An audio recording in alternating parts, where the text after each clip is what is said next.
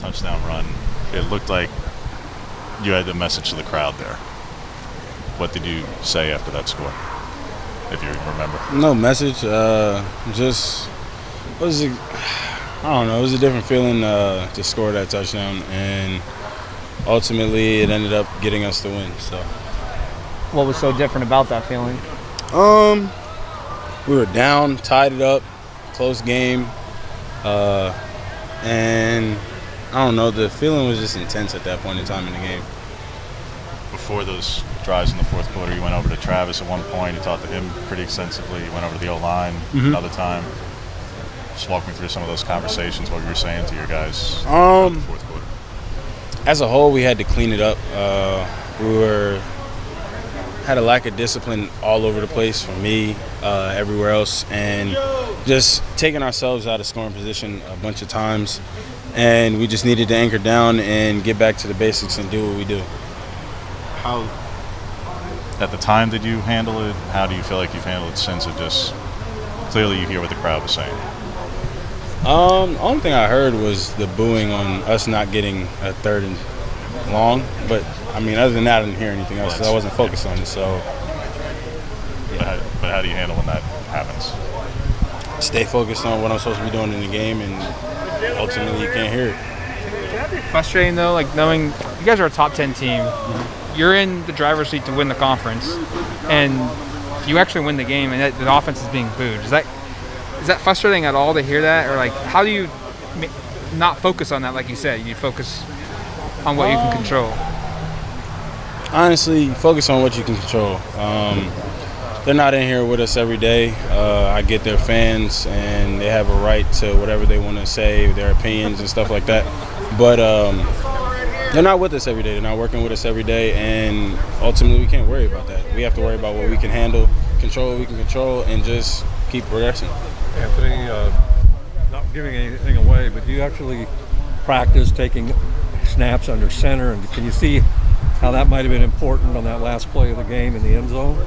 No, we don't take snaps under center. You know why? Ever discussed?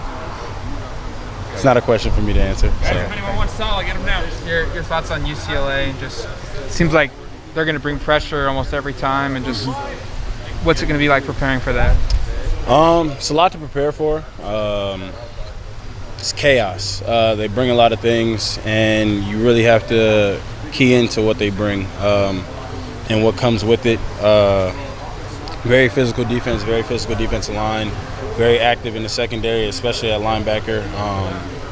And they're a really good defense. They're coached well, and they play really hard. So we've been preparing for all the looks that we can possibly get and just honing in on them. So. Does that create opportunities for big plays, though, if they're going to bring that many guys where there could be some? It's always going to create opportunities when you bring a lot of people because their expectation is for it to get home. And we just got to know when they're hot, when we're not, and make the right reads and just execute. Seeing Travis, just the game that he had last one, especially being an option for you, underneath, just as in the pass game as well. How nice is it to have a guy that can be such an all-purpose player like that, and especially when you do face pressure, when there are certain coverages, like you've got kind of an underneath blanket there that he provides. Yeah, Travis is a heck of a player. Something that I was expecting to happen from Travis, even since last year when I met him. Him and CJ were always great together, and I always noticed that Travis, even though he was a smaller guy, he could do everything. And he's willing to do everything. So just his performance on Saturday was no surprise to me at all, and it's comforting to have somebody like that. No, you live with Devin. Clearly have quite a bit of chemistry with him off the field. This is the first week you're able to really consistently show it on the field. What was different about this week that you're able to turn to him in some pretty big spots and connect with him in some pretty big moments? Like you said, just being able to connect with him in some bigger moments, and even just regular moments at times too. Dev is a really good player, and he just needed some time to get on the field, get the reps, and just get comfortable. And he was very comfortable on Saturday or Friday night, which is a great thing for us. What have you seen? Because he just adds to the rest of the really good receivers we have in that room. What have you seen kind of change with him in practice? Is something Coach Chris was alluded to? Is it seems like his level of practice has gone up a little bit?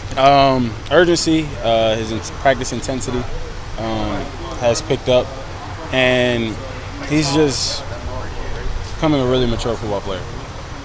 Any thoughts on playing in the Rose Bowl, an iconic venue and a place that Oregon's had a lot of success historically? I hear it's a wonderful stadium, great venue. I'm excited to play there.